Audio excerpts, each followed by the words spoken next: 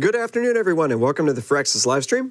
I'm Pete Murray, your host, joined today by Anton Strenger, gameplay designer for Sid Meier's Civilization VI Gathering Storm, and senior producer Dennis Shirk, who has been leading the Civ 6 charge since the dawn of time.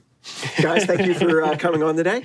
We're going to be talking about Phoenicia. Yeah, Phoenicia. Yay. So, Dennis, Dido is back. Yes, and first off, I want to say thank you for everybody who's showed up to watch. I know this is press preview day, so there's lots of stuff to read out there.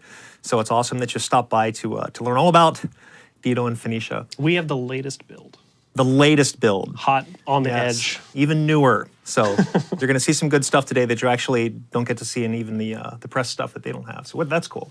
So Dido and Phoenicia, we're actually very excited to show off. We were talking earlier where I referred to her as the... I would say the Swiss Army knife of civilizations in terms of what you can do with her, the combinations you can put together to play effectively in almost any situation. And she actually showed up once before in the Civilization, but as Carthage in Civilization 5. And so now she's back properly as Phoenicia in Civ 6. But the cool thing is we actually have the same voice actress doing the voice for both, too. Yeah. We figured we found somebody who can actually speak effectively with that language, so why ruin something good? There not being a huge call for people who speak ancient Canaanite these days. When you find somebody who's good, you go with them. Yep. Just in case you're wondering about finding Canaanite speakers at some point in the future. All right, so let's go ahead and we're going to jump into our game. Driving today, as usual, is Carl, Servitor of Moloch. We're going to be playing on King difficulty today. So here we've got her abilities. This is, Phoenicia was the original sea power. Right. So there's a lot of things here set up for them as a naval power. Yeah. Like Dennis was saying, she's kind of a Swiss Army knife in terms of her bonuses. But you kind of have to, it's a little bit tricky to set it up right. And what we'll see in Carl's game is that he's done a lot of really smart strategic and sort of geopolitical plays early on to start settling on the coasts, getting a bunch of Chthons, spreading across multiple continents in order to stack these bonuses later in the game and have just like really lucrative trade routes and global presence on the map. So yeah, her Founder of Carthage ability lets her move her capital. It's a very unique mechanic in Civ 6 that we haven't had. The only other time this would happen is like if you got your original capital conquered, you'd get a secondary capital as a new one. But what she can do is she can actually move her original capital. So it's really cool. If you are under a really long siege, you might be able to sneak your original capital out in time. That's not usually viable in multiplayer because the project takes a while. But you can totally do it while you're at war, though. You can totally do it while you're at war. You can move your capital to somewhere that has a Chthon district. It also allows you to use bonuses in some really interesting ways that we'll see in Carl's game. I actually prefer moving the capital when you, in a great situation with her is founding cities on a new shore, local issues, lots of other civilizations. Use that opportunity to move your capital because you've already got established cities, lots of loyalty where you were. Yeah. It's a great way to keep expanding. Yeah, so have a beachhead on another continent to really like open up your new colonies, just like Phoenicia did in the ancient Mediterranean. So she also gets bonus trade routes from her government plaza district and more production towards you know, the district and the buildings that go inside it. The Mediterranean colonies, you know, writing technology boost, which represents the sort of like Phoenician alphabet, which is one of the earliest written and widespread sort of languages. It's sort of the, you know, Phoenicia wasn't really an empire formally in the same sense that like Rome was. We were talking about this a bit earlier, Pete, but they sort of had a common culture and, you know, language that sort of united them. Yep. And the Byrame, an interesting thing about that is they were unquestionably, at the time, the best builders of boats in the Mediterranean, and they built them for anybody who had money. So the Persians, the Greeks, anybody who had coin, the Phoenicians would set you up, which is pretty good. Yeah. All right. So here's our save here. Carl has been exploring our opening continent here. Here's the Byrame. This time we have built it for ourselves. It's got a really cool eye on the side of the ship there. And one of the bonuses of these guys is that trade routes within, I believe it's 4 tiles, can't get plundered, can't get pillaged. So it's really nice. You can have sort of like a network of coastal Byremes, you know, exploring and protecting your cities, but also protecting lucrative naval trade routes. Right. What is that silly round-shaped harbor I see? The silly round-shaped harbor is the Cawthon district. So that's their unique harbor district. It gives bonus production towards settlers and towards naval units. And if you have a naval unit within that city's boundaries, they heal up in 1 turn, which is really useful. So Carl's done something really smart here where he's set up Tyre as basically the ultimate settler factory. So he's got the Cawthon, which is plus 50% production towards settlers. He has Magnus there, which will, with the promotion of provision, so the settlers don't cost population. And I think he's also got a social policy that's helping us out. Yes, he's got the plus 50% production towards settlers. So he's basically just cranking out settlers from Tyre. This is the early expansion phase of Phoenicia, which is really important to getting that later in the game. And the Ancestral Hall he's working on in that other city there will give us another 50% towards settlers once that's complete. This is one of the setup things that Anton was mentioning early in the live stream when he's saying Phoenicia, if you get everything set up properly, is going to be so powerful, especially the speed at which Carl can now expand with that settler factory. It's all about the layering game mechanics with them. Yeah.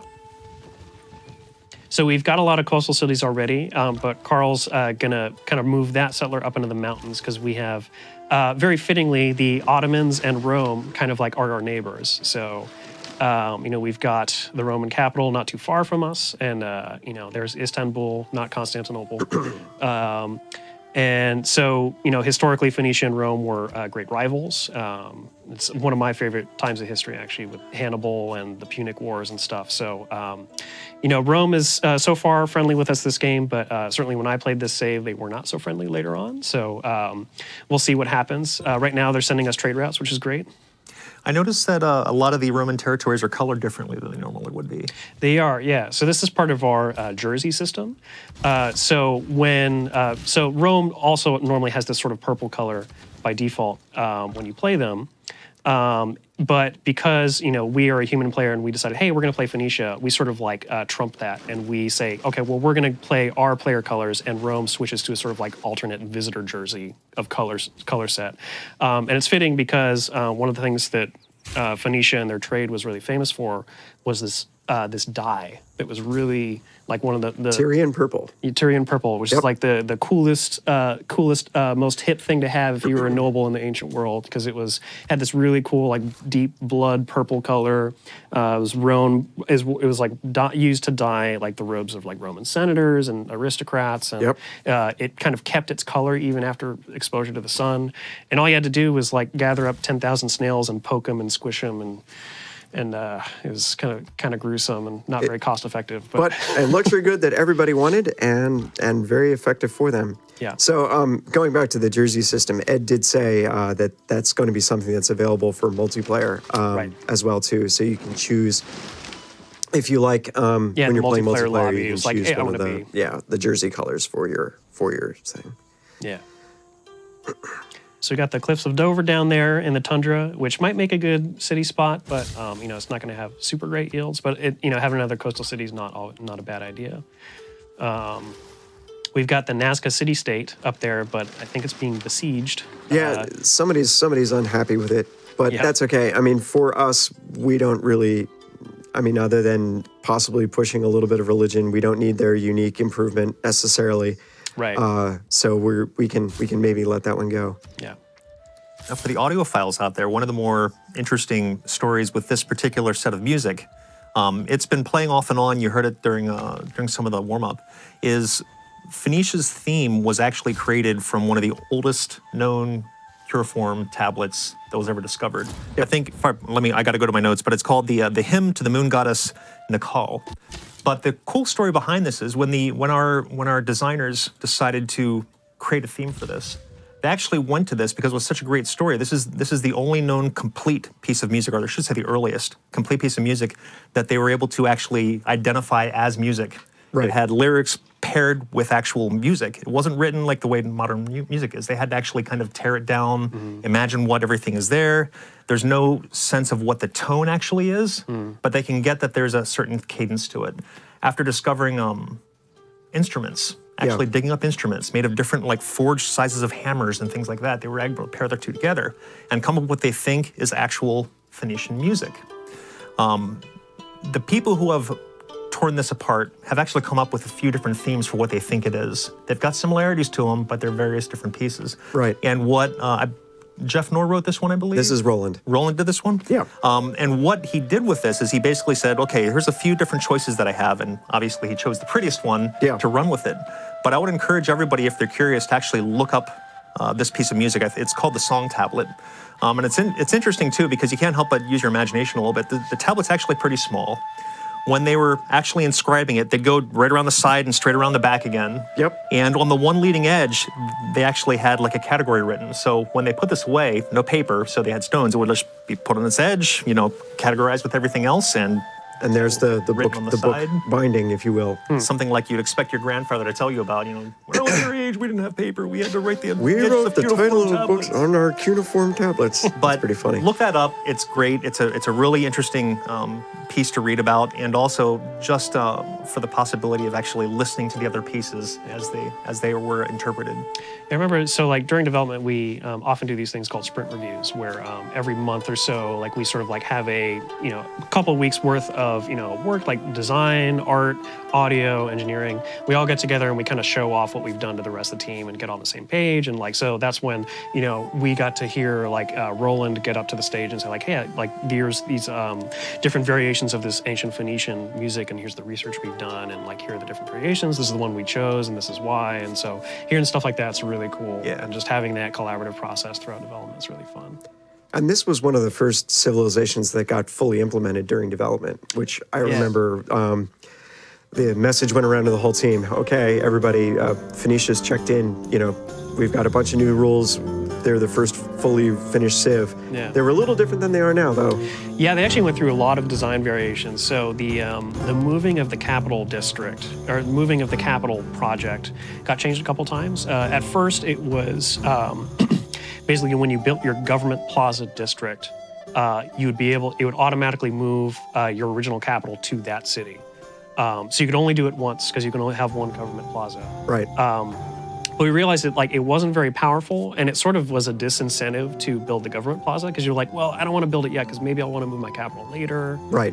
So we decided to end up like, okay, let's tie it to a repeatable project on the Kothon, the unique district, and let you do it as many times as you want, but it's kind of expensive, so you can't just do it at the drop of a hat.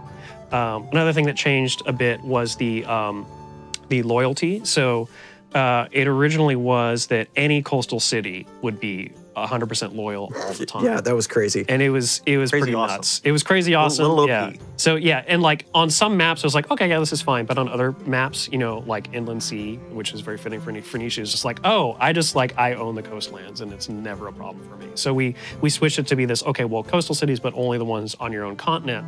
And having that in combination with being able to move your capital to change what your home continent is, allows you to be really flexible. We'll see that in Carl's later save, kind of how he takes advantage of that. But for now, like our capital of Tyre is on this continent, and all of our coastal cities are totally locked in. So we've got some barbarian problems in our city, our desert city here. It would be nice. That'd be a nice Nazca line city, but that ship may have sailed. Petra becomes a Petra city. It could be a Petra city. Yeah. Speaking of wonders, not the best I've seen, but yeah, Carl is working on it. Yeah, so we could do that. Speaking of wonders, this is a civ that you want the Venetian arsenal. Oh for. Yeah, like definitely for sure. Yeah, when it comes up, yeah. Yeah, if you get Venetian arsenal and that 50% bonus production towards naval units from the Kothon, it's pretty insane. So he just upgraded with looks like he's constructing the lighthouse down there, and he actually saw the whole model update too, which is a nice look. Yeah, I love the way that, and we'll see it later, but the way that the district looks once it has all of its buildings in it. Yeah. It looks very unique. It's got that circular shape. Yeah, it's definitely one of the easiest ones to identify. Even in the fog of war, it's easiest to come across. So, Horses for iron. Yeah, don't give the Romans iron. That seems like a reasonable idea. So there's a lot you can do early in the game with Phoenicia, but it mostly involves like not a specific gameplay approach. It's more about using their abilities to seize territory early on with the idea that you're going to expand into it later. And when we switch to our second save in a few minutes, you'll be able to see specifically all the space, and how Karl was able to use a lot of really clever tactics to kind of get Phoenicia across the world. I think they're particularly well suited for domination victory. I feel like I have a save going with them right now where I'm pushing for domination, and having pushed back some of my enemies pretty well, like there's no question I'm going to control the seas. It's just a matter of time before I start picking off those last few land capitals. Yeah. I think, like they do have that sort of Swiss Army knife, Phoenician Army knife approach where you can kind of lean in a lot of different directions. Domination is definitely a good one. And especially if you kind of, end up having a presence on all sorts of different coastal, continents all across the world, then, your army can sort of like get to the doorstep of your opponents much more easily. And, having control of the seas can help you facilitate that. Having a bunch of, strong, wide empire play, plus a lot of really good trade routes, can kind of set you up on just a good economic footing to kind of lean in whatever direction you want later on. I'm trying to imagine what a Phoenician army life would actually look like in real life. It looks like a regular one, but it's made out of stone. Ah, okay. There you go. I don't know. That's the one It's very thing, hard. and there are no vowels. That's the other thing. The one thing because certainly Sweden is so strong at the diplomatic game and Canada is so strong at the diplomatic game, I feel like in contrast, these guys are maybe not quite so set up for that. Yeah. But I mean, I guess theoretically speaking, if you're maintaining your suzerainty on people and you've got, a good set of alliances going, there's no reason you couldn't be a contender for it. Yeah, there's nothing that's specifically helping you as Phoenicia, but Right. yeah, like if you do play a more diplomatic play style, you go for those alliances, go for those city-states, and rack up a bunch of favor, then that could be good. One thing that's really good too is like if you have, if later on, if other players are getting hit by, for example, natural disasters and they're asking for aid requests, Right. one of the ways you can score up in those competitions is to send them gold. And again, like as Phoenicia, you can have a lot of gold if you have those trade routes going. So being able to kind of channel the gold into a diplomatic victory point or two here and there might give you that edge to win that victory type later. Mm-hmm. Well, as we churn towards our golden age here, maybe we should... I want to give it maybe a couple you more give turns. It a couple more turns? Yeah, Okay. Rome looks like they're up to something. I saw that too. They peeked some guys out of the fog. And, yeah, they kind of like poked a legion out and tried to see what was going on. So it'd be funny if they did declare war on Karl here. And we wouldn't have to play out the war, but I kind of do want to see if it happens. That's a nice spot for a city. Holy cow. Nice natural canal city, yeah. So there's a bunch of new historic moments going on here. That one was... basically, if you build a tile improvement on a tile that got extra yield from a natural disaster. So there might have been a flood there earlier or like a storm or something like that. Swept it, yeah. And so going in and building a tile improvement, it's like, hey, you're taking advantage of this land that, got wrecked but is now more fertile. So holding off the barbarians, no problem.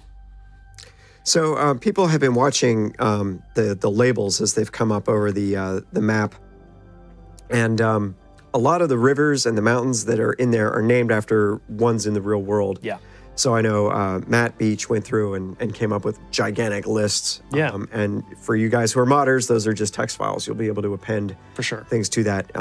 Although I'd be surprised if he missed anything particularly. Yeah, I think we were pretty thorough, but yeah. And they are kind of like geographically linked as well. So if you're playing as Phoenicia, you're going to see more sort of names that are associated with Phoenician areas in the real world. Correct. And stuff like that, like names of mountains and rivers and stuff like that. So somebody asked, what happens when the seas rise with Phoenicia? Well, it could be a bad time. It depends. So when you're settling a city, Yep. You do get a lot of information about what are the potential natural disasters or man-made disasters that could happen here. So you will see when you're settling, there's a little wave icon. It's like, and there's either a 1, a 2, or a 3. Right. And so as the sea levels rise in your game, first the 1s get hit, then the 2s get hit, and then the 3s get hit. And first they get flooded, and then they get submerged. So while you're settling, a coastal city, you could see that ahead of time. We didn't want players to have to do guesswork on that.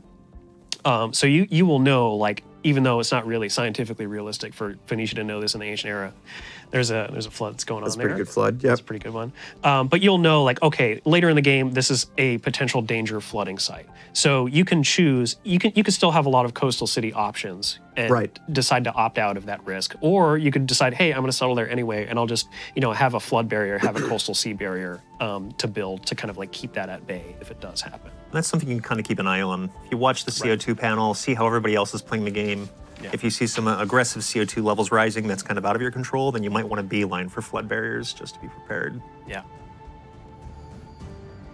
Is Rome doing anything to us? Oh, here they come. Okay, yeah. Rome's sending something towards us. And they also took Nazca city-state, and they don't have a lot of loyalty there. Oh, there it is. There it goes. Yeah, starting next to Rome, you kind of expect this 2-3 times. They can't help themselves. Yeah, it's true.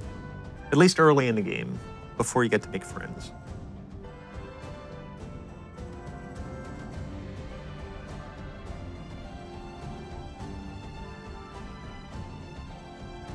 So basically, loading up the later save is just going to be a big Rome game at that point, right? Well, Carthage must fall. Yeah, Carthago delenda est or whatever. Yeah, Carthago delenda est. All right. Yeah. Well, on that note, shall we jump into the future and see how things go? Sure. Yeah, let's hop into our time machine. Yeah, we'll bring our Phoenician music down.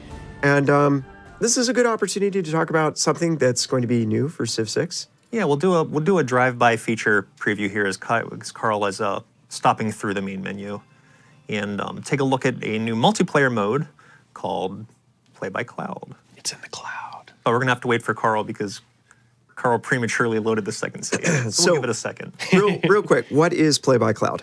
Well, we had a previous multiplayer mode which was Play by Email. Yeah. It was a little bit more of a manual process. It was a little awkward, and we wanted to have a more integrated thing where we're not actually passing saves around.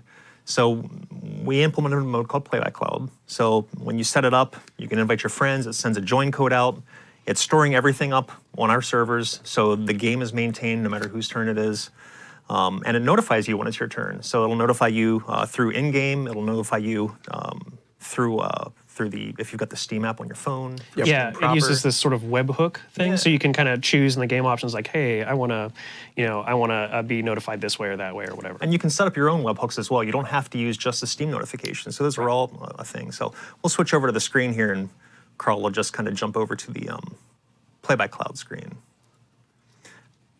Not the whole way, but just to show you in the options. So normally, if he was actually logged in and online, you'd have another option. It's just sitting there, and it just sets up like any other multiplayer game and has a join code, and you copy the join code out, send it to all your friends, off you go. Now, this is for somebody who likes a long game of Civilization, very, very, very long game. So if you don't have the time to devote to a regular multiplayer session, and you were like, you know what, I've only got 5 minutes before I go to work, log in, take your turn, fire and forget. It takes care of notifying the next person. So it's very much like there are some folks here in the office that do chess matches online, and so they might have like 4 or 5 different chess games going on at once with different friends and stuff. But they just log in, take a turn once per day, have 3 or 4 different games going, and then go about the rest of their day and hop back in.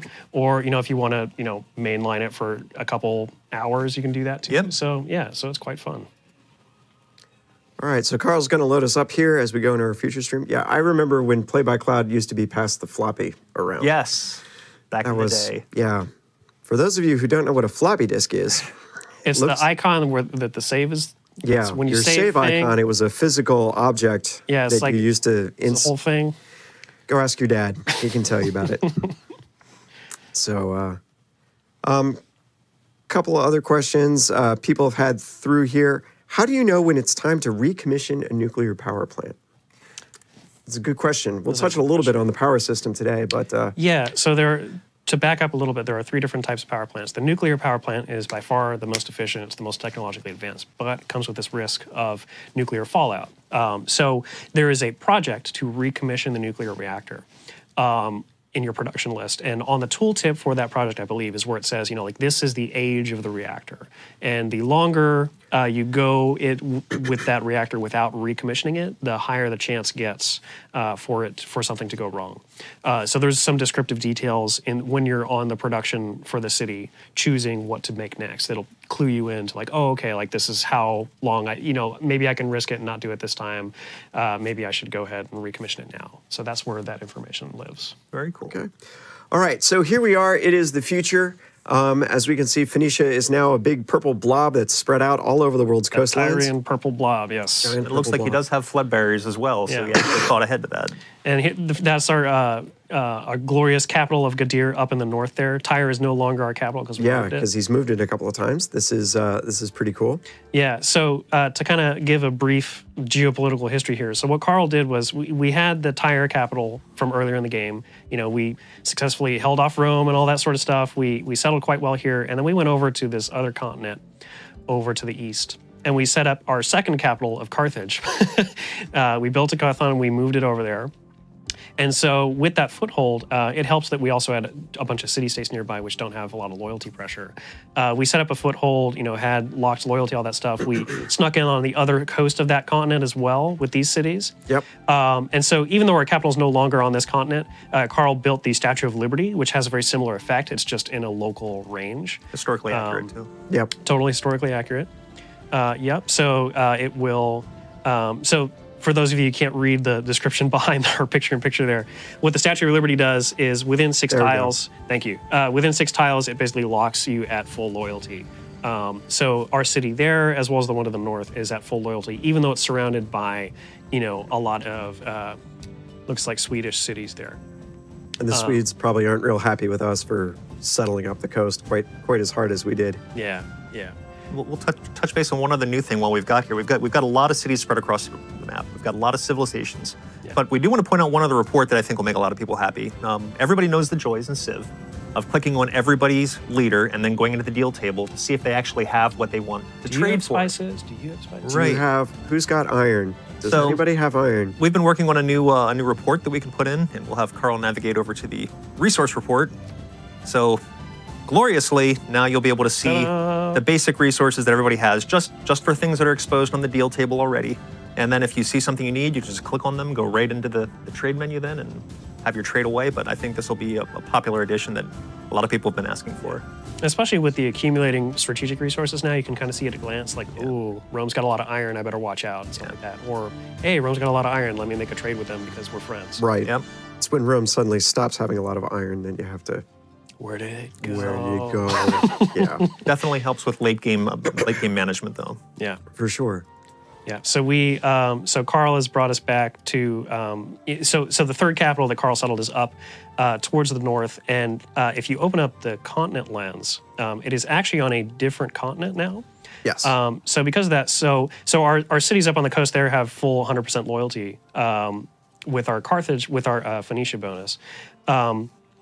But something else that's really clever that Carl's done, which is a really neat Phoenician strategy, is that there are a lot of bonuses in the game that are keyed off of cities that are not on your home continent. And so what he's done by moving his capital to a fairly remote continent that he doesn't have a lot of cities on, is he has social policies like the colonial offices and colonial taxes, which are giving a whole bunch of economic bonuses to our like non-home continent colony cities, Right. which are actually kind of like our core powerful cities from earlier in the game.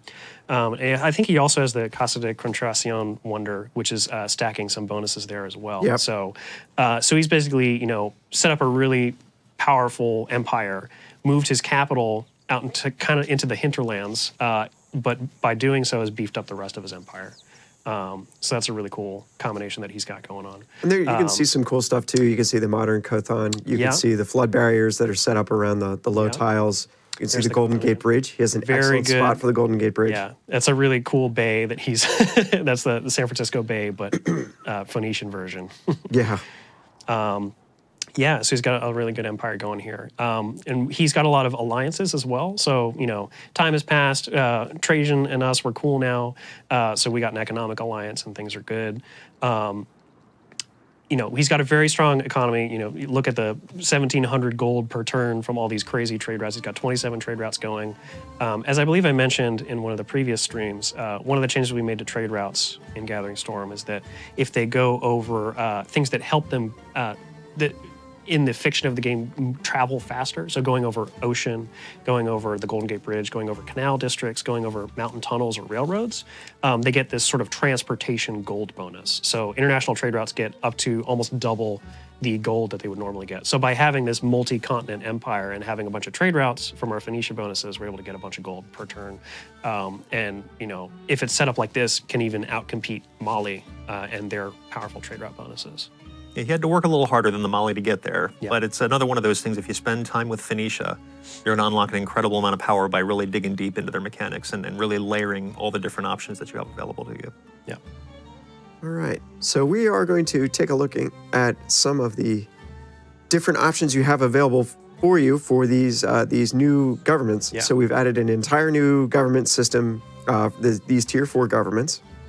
Yeah, so Carl is on the cusp of the Tier 4 governments, the most powerful governments in the game, and here they are. So we have synthetic technocracy, we have corporate libertarianism, and digital democracy. And these are sort of like a combination of, touchstones in history and current events that we see like, oh, this could be an interesting direction for government, political science to evolve in, plus some cool science fiction elements. So each of them has 9 policy card slots, and 5 of those in each of them are wild card.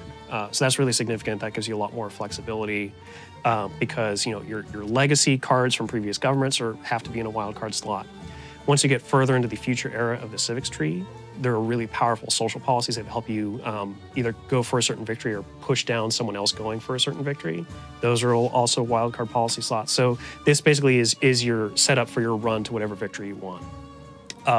And the way that they're different is that they have a particular inbuilt strength towards one victory type and weakness for another victory type. So synthetic technocracy, for example, you get 3 power for free in all of your cities and 30% production towards all city projects. And as I'll explain a little bit later, that sets you up really well for the new science victory. But you get minus 10% tourism, so you're not as good at the culture victory.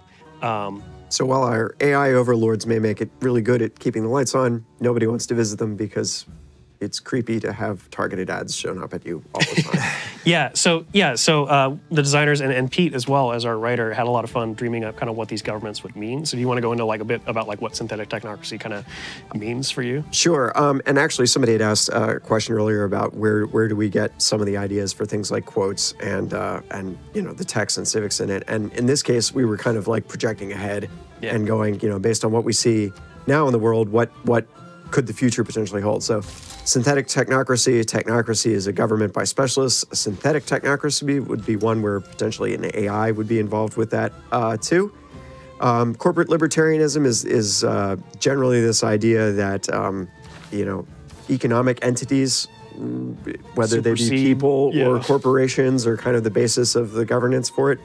And a digital democracy is something that's like upvote for president. No, it's where you have a much more direct system of government where people are, instead of going through mediated bodies, there's a lot of kind of like quick polling of the populace. And it kind of goes back to like a very early, like I think even Plato talked about like a very direct democracy where, whereas a lot of, bigger nations today have more representative democracies. It's like, okay, well, let's vote for a congressman and then a congressman will vote for this thing. The idea of a direct democracy or digital democracy, if it was enabled by technology, is like, okay, like here's this law, and assuming everybody was educated enough to make a guess, it's like, okay, like yes or no or whatever, and like it's just all very seamless and there's no problems with it at all. And because this is Civ, when you do it, it's totally utopian, and when your enemies do it, it's totally dystopian. So we'll leave it with that for the time being. So then Carl's going for optimization imperative, which will give us you're going for corporate libertarianism. Or, there are a couple different ones. Carl is going, so as we mentioned earlier, Phoenicia is well set up, especially with the way that Carl's done this, to have a very strong economy. And he's going for a science victory, which the synthetic technocracy will help us with. And we are one turn away from our first step in it. And when we do that, we'll take a look at how the science victory has changed as well, too. Yeah, sounds good. I like there's one Ottoman bombard. What is he doing there? It's a goodwill tour. Yeah.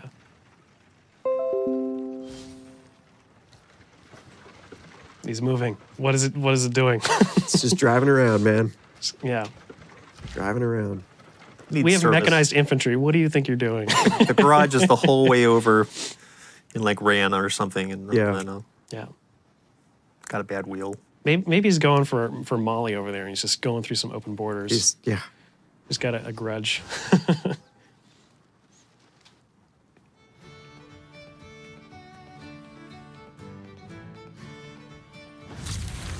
All right, here we go. So there's our Earth satellite. So the science victory. So we knew with Gathering Storm that we wanted to add a future era to the game. Right. Extend the game a little bit, have some really cool kind of science fiction technologies and governments, as we just said. And we wanted to revisit the victories as well. So with the culture victory, we have the rock band. With the domination victory, we have the giant death robot.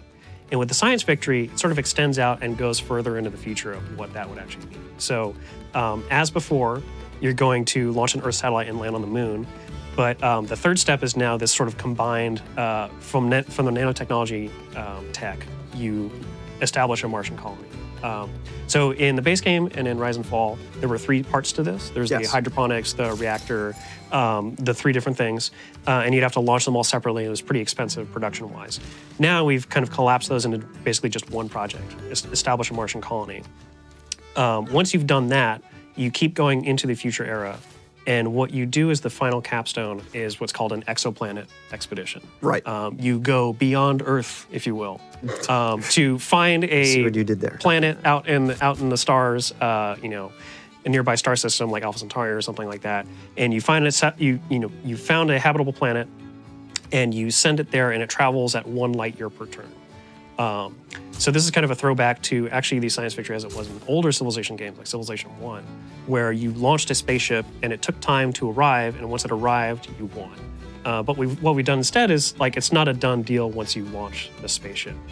You can launch it, it's great, but on standard game speed, you need to travel 50 light years in order to reach the exoplanet. 1 light year per turn, it's going the speed of light, which, is fast, but, it could be faster. So you use your other science fiction inventions to speed it along and get you that victory faster. So there are a couple different ways to do that.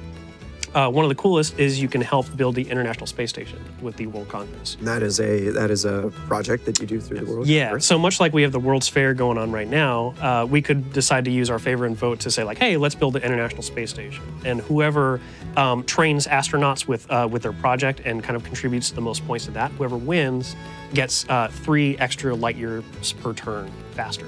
So it's, if you just had the exoplanet expedition, it'd quadruple the speed of it. So it'll help you win much faster. Now, it only does that if you've actually launched it. So if you win it, but you don't have your expedition out there yet, it won't be active until you do. Right. But, it's a really strong accelerator towards that victory. The other 2 options you have are sort of what the synthetic technocracy kind of plays into. So the idea behind the exoplanet expedition is you have this spaceship and it sort of has this solar sail, it's traveling the speed of light. And it has a certain, velocity of its own, but it doesn't have infinite fuel or anything like that. So what you can do, there's actually like a science fiction book that I read that sort of inspired this.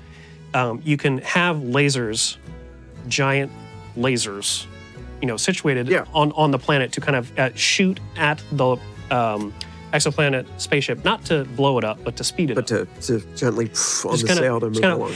Yeah. Go faster.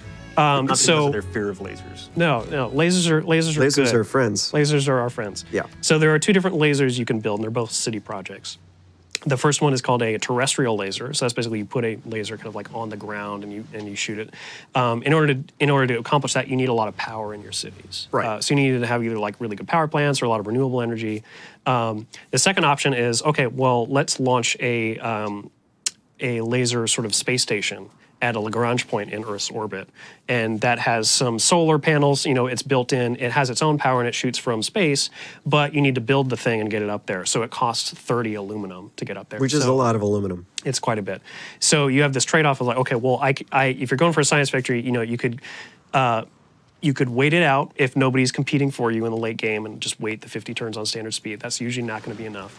Or you could say, hey, I'm strong in diplomacy. Let me get the International Space Station. Or you could say, like, hey, I got a lot of strategic resources. Let me build the orbital space lasers. Or I could say, hey, I got a lot of power plants, got a lot of oil and I don't care about the climate or whatever, if you're a meanie head, and just, build terrestrial lasers and power it that way. So those are the ways to kind of like accelerate you towards the end of the game to win the new science victory.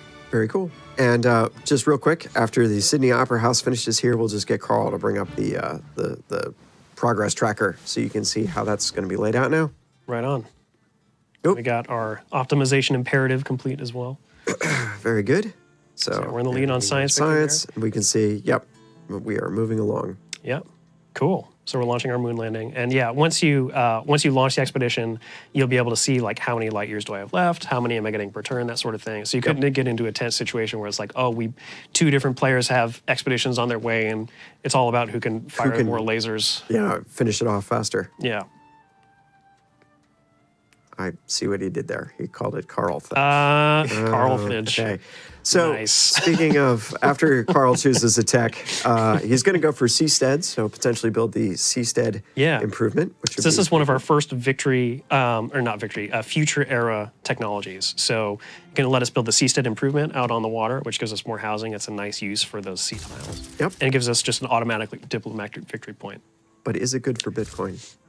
I don't know if Okay. it's good for Bitcoin, yeah. So speaking of diplomacy, there are two diplomatic instances going on right now, which are fairly interesting. Right. So we got World's Fair, which is getting ready to finish up. So we'll drop our picture-in-picture away so you can see the full piece there. So at the gold tier, can we get the picture-in-picture gone? There we go. Yeah, cool.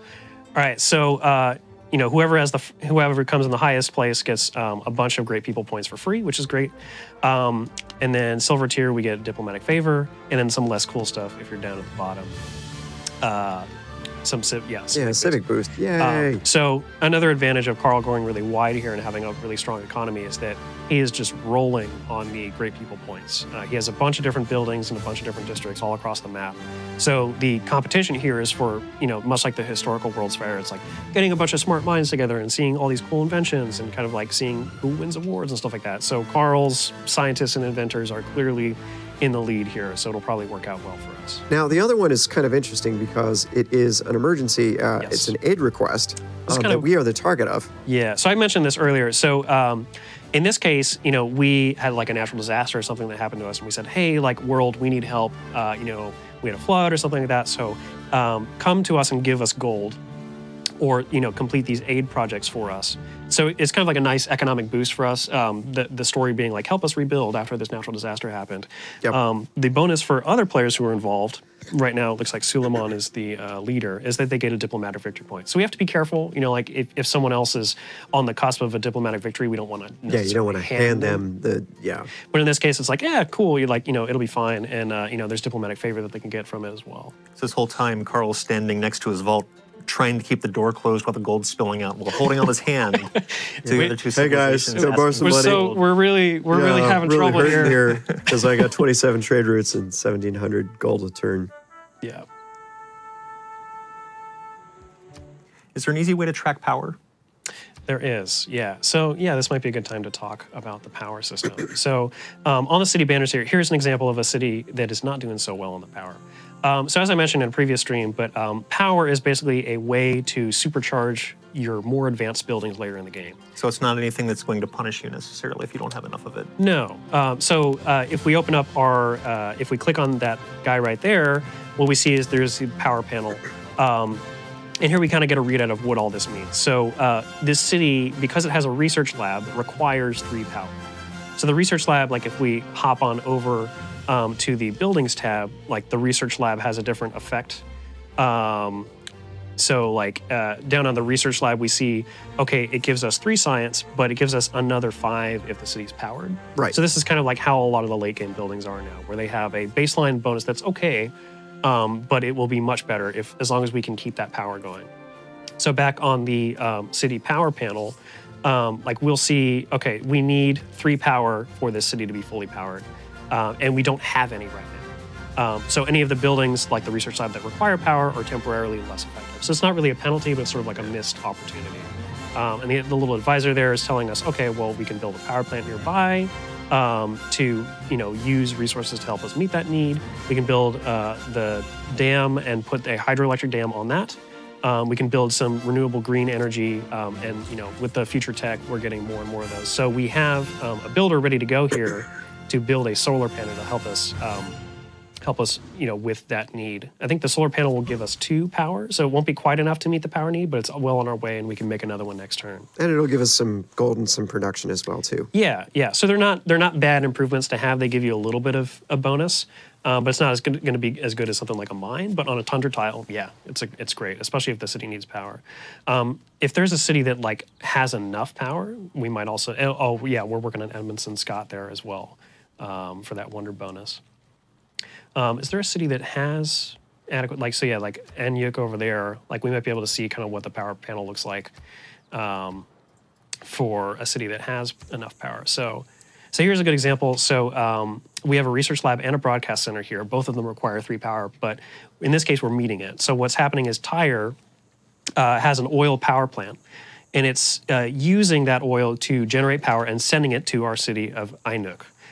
So it's meeting that need of 6. Right. So this is where the sort of the advantage comes from power plants. It uses resources, it contributes CO2 to the global climate, but you're able to get these regional effects for power, and it's very sort of efficient, whereas the solar panels and stuff you need to kind of go and build, and they take up tiles, and they're not most of them aren't available till later in the game. Much later. I mean, yeah. They're hydroelectric dam is early on. That's probably the earliest one. But yeah, solar panel, wind farm are later. Offshore wind farm is in the future era, and that's quite nice because it's out in the ocean. And there's a hydroelectric dam that Carl has built there. So that's giving some power, I think probably to Byblos, yeah. Or probably Tyre as well, too. So yeah, so yeah, that's kind of a brief. Do you want to answer some random questions that have come through from chat? There's somebody who's been asking very nicely if the changes to England are going to apply to Rise and Fall and base Civilization 6 as well. So they are not, because part of England's new Workshop of the World ability is related to the power system. Okay. And the power system is only in Gathering Storm. Okay. As the game advances and CO2 increases, do you see ice disappear from the map? Yes, you can see the polar ice start to disappear, which is sort of an interesting way to get access to the north of it. And that's been balanced interestingly, too. We actually are adding more ice than we typically wouldn't have because we wanted to start blocking off some of those passages early in the game that were typically balanced to kind of let you go through, because we want that to be a gameplay effect. We want that to be a thing where, do you want that ice to disappear? Do you want those passages open? Do you want to really pay attention to the rising sea levels or not? So there's, like everything else in this particular expansion, there's going to be pros and cons to everything that's happening in the game. Real quick aside, so Carl's just finished up our synthetic technocracy adoption, and with the 5 wildcard policy slots, he's able to slot in, if he wants to, basically all of our legacy wildcard slots, which is really cool. That is pretty cool. Somebody wanted to know how Carl got 27 trade routes in the course of the game. I think so part of it is from the Kothons. He's got so many coastal cities, and he's building, the buildings in the Kothons. So that's part of it. Another part of it is from Phoenicia's bonus, because every, I believe the government plaza at base, as well as every building that you put in it, so up to 4, will give you another trade route. So that's another 4. So I think it's mostly that. And I think Carl has, 21 cities in this save. So there's quite a lot of Kothons. Which is why he was using the production manager rather than going into individual cities. Right, he's got the Colossus as well. Yeah. So yeah, he's really been stacking the trade route bonuses. And he got a great person, probably a great merchant earlier, that gave him another capacity as well. Somebody's asking if there will be new victory or defeat movies. There is a new victory movie for the diplomatic victory. There is. So that is, you'll want to get that, so you get to see what that's. So that, in a nutshell, is your very flexible, very useful Phoenicia. Cool Civ, interesting historically, interesting to see them brought into the future. That's going to be fun to do. So, thank you very much for tuning into our live stream this afternoon. We appreciate you guys checking this out. We've got lots of people putting up content today about Civilization 6 Gathering Storm. Make sure you check that out as well, too. And we're coming out on February 14th, just about 2 weeks away, So very exciting. But we appreciate you coming and watching our stream today. Keep tuned to Facebook, YouTube, Twitter, MySpace, all the other places that we have Civilization presence. And we'll see you for our next Civilization live stream. Have a great day.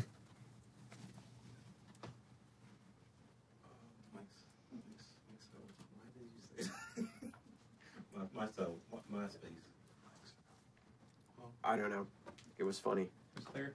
Yeah, Sorry, we literally had nothing else to talk about. I was starting to rack my brain. Yeah. Yeah. You did good. Yeah. Thank you. You cut that roll that one.